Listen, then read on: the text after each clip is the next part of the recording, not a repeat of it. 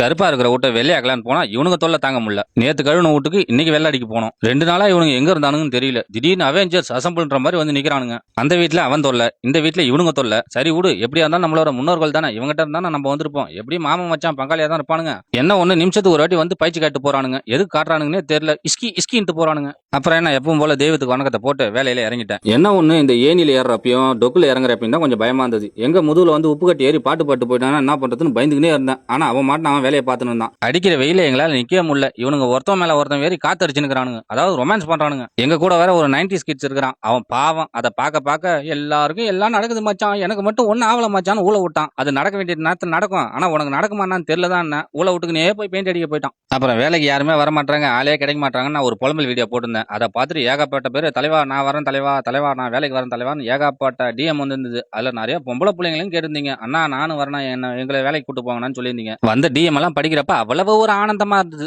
நல்லா ஒண்ணு சொல்றேன் கேட்டுங்க. படிக்கிற வயசுல நல்லா படிங்க. எல்லா தொழிலும் நல்ல தொழில் தான். இருந்தாலும் நீங்க படிக்கிறீங்கன்னா அதை பேய் மாதிரி படிச்சு அதுல பெஸ்டா வந்தீங்கன்னா எங்களை மாதிரி வந்து லோல் போட தேவையில்லை. பார்க்கும்போது நல்லா தான் இருக்கும். வெயில்ல மேல இருந்து கீழே வரைக்கும் எல்லாம் புடிங்கி நடிக்க ஆரம்பிச்சிடும். விருப்பப்பட்டது தின்ன முடியாது. சிக்கன் எல்லாம் மோந்து கூட பார்க்க முடியாது. நான்லாம் டயட்ன்ற பேர்ல எல்லாத்தையும் நறுக்கி நிக்கிறேன். காலங்காத்தால தான் வகுத்துல டிடிஎஸ் சவுண்ட் கேட்கும். அதெல்லாம் உங்களுக்கு புரியாது. அப்படியும் வேலைக்கு வரன்றவங்க மறுக்கா டிஎம் பண்ணுங்க, இல்ல கமெண்ட் பண்ணுங்க, நான் கூட்டு போறேன்.